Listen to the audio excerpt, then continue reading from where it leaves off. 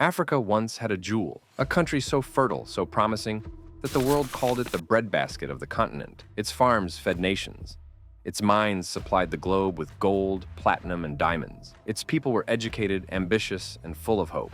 That country was Zimbabwe. But in just 2 decades, this jewel turned to dust. The land of plenty became the land of empty shelves. The proud Zimbabwean dollar became wallpaper, and the world watched in shock as an economy once envied collapsed into chaos. This is the story of how, in just 20 years, political decisions, corruption, and unchecked power destroyed an economy and turned Zimbabwe into a global cautionary tale. Zimbabwe before the fall, the breadbasket of Africa. Before 2000, Zimbabwe was a success story. With rich soils, vast farmland, and advanced irrigation systems, it produced more maize, tobacco, and wheat than almost any African nation. Exports flowed out of Harare to feed neighboring countries, bringing in foreign currency that kept the economy strong. Its literacy rate soared, among the highest in Africa. Universities produced scientists, doctors, and engineers. Mining operations tapped into one of the richest reserves of gold and platinum on Earth. And under the surface, even more wealth waited to be unearthed: diamonds. At independence in 1980,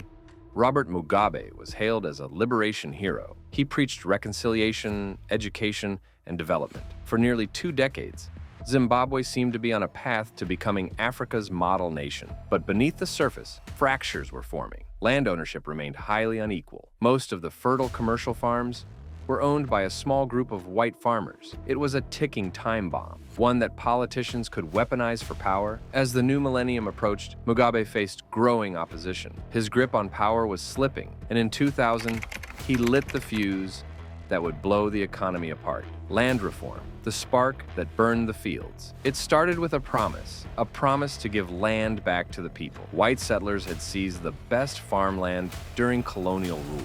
Generations of black Zimbabweans had been pushed into crowded, infertile regions. The idea of returning land to its rightful owners carried enormous emotional and political weight. But Mugabe's government did not implement reform with care, order, or strategy. Instead, it unleashed chaos. Beginning in 2000, so-called war veterans and party loyalists invaded commercial farms. Overnight, productive farms that supplied maize, wheat, and tobacco to millions were seized. Many of the new owners had no farming experience, no equipment, and no access to credit. The land didn't stay productive. It went fallow. The impact was catastrophic. Within a few years, Zimbabwe's agricultural output collapsed. Maize harvests fell by more than 70%. Wheat production, once enough to supply bread across the region, nearly disappeared. Tobacco, the country's largest export, was slashed in half. The breadbasket of Africa was empty. Shops ran out of basic goods. Food prices skyrocketed. Hunger spread. Mugabe defended the seizures as revolutionary justice. But behind the rhetoric, the land often went not to struggling farmers, but to elites and military officers loyal to the regime. The reform that should have corrected historical injustice became a political weapon and an economic death sentence. This was the beginning of Zimbabwe's freefall, hyperinflation, when money becomes worthless. With food production collapsing, Zimbabwe lost its primary source of exports and foreign currency. The government's solution? Print money. At first, it seemed manageable, but as printing increased to cover government wages, military spending, and subsidies, inflation began to rise, and rise, and rise. By 2003, inflation was already in the triple digits. By 2006, the Zimbabwean dollar was losing half its value every day. Workers rushed to shops the moment they were paid, knowing that by sunset, their salaries would buy less. By 2008, the situation defied imagination. Inflation reached 79.6 billion% per month, the second worst case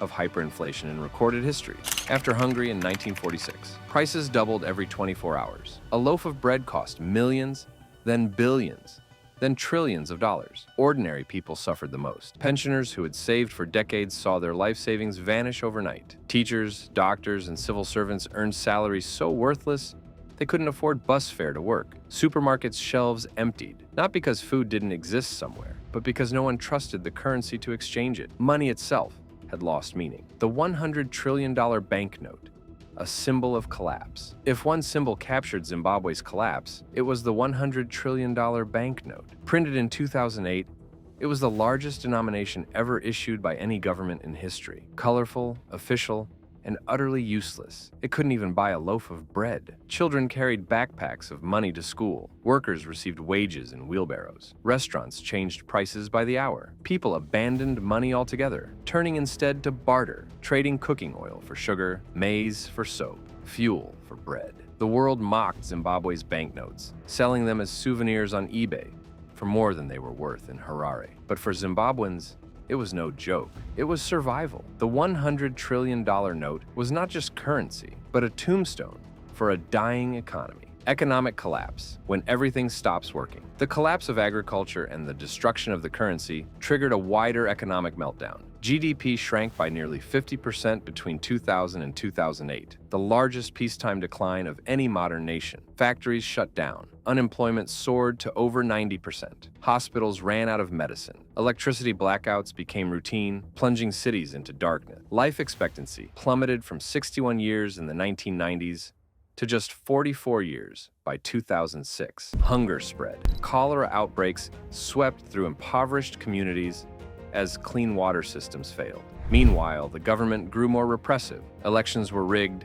opposition leaders beaten, journalists silenced. Instead of fixing the economy, Mugabe's regime clung to power with violence and propaganda. And while ordinary Zimbabweans starved, the elites enriched themselves. The diamond fields of Marange, discovered in the mid-2000s, were looted by generals and politicians, becoming a cash cow for the regime. Billions of dollars in diamonds vanished into private pockets, while the nation bled. Dollarization, a desperate gamble. By 2009, the Zimbabwean dollar was dead. No one trusted it. Shops refused to accept it. Even the government could not function. In desperation, Zimbabwe abandoned its own currency and allowed the use of foreign ones: the US dollar, the South African rand, and later, even the Chinese yuan. This period, known as dollarization, stabilized prices for a time. Inflation vanished, and suddenly, shops had goods again. But dollarization came with a heavy cost. Zimbabwe had no control over monetary policy. The government could not print US dollars,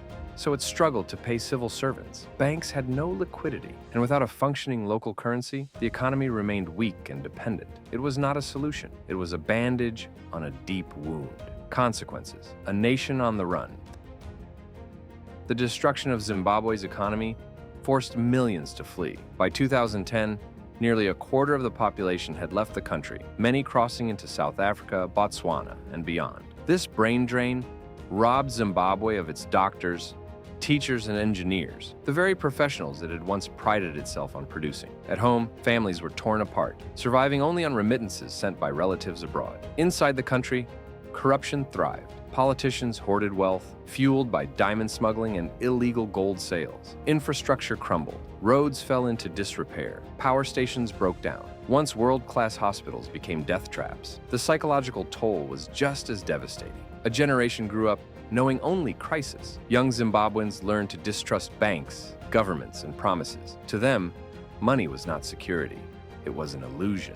Lessons from Zimbabwe: how to kill an economy. Zimbabwe's story is not just a tragedy, it's a warning. It shows how quickly a nation can fall when leaders destroy the foundations of an economy, undermining property rights, printing money without restraint, politicizing resources, silencing dissent. An economy, no matter how rich in land or minerals, cannot survive bad governance. Trust is the true currency of a nation, and once it is lost, recovery takes generations. For businesses, Zimbabwe is a lesson in fundamentals. You can have the best resources, but if leadership undermines confidence, the whole system collapses. For nations, it is a warning. Corruption, greed, and short-term political survival can destroy even the most promising economies. Today, Zimbabwe is still struggling. Inflation, though not at 2008 levels, remains high. Confidence in the government is shattered. The scars of the collapse linger in every broken road, every crumbling school, every family scattered across borders. But Zimbabwe is not just a story of despair, it is also a story of resilience. The people endure. Farmers still plant, traders still sell, families still hope. The question that remains is, will Zimbabwe rise again? History has already written one lesson. In just 20 years, a country can go from being Africa's breadbasket to a global cautionary tale. A jewel can turn to dust, and the world should never forget how it happened.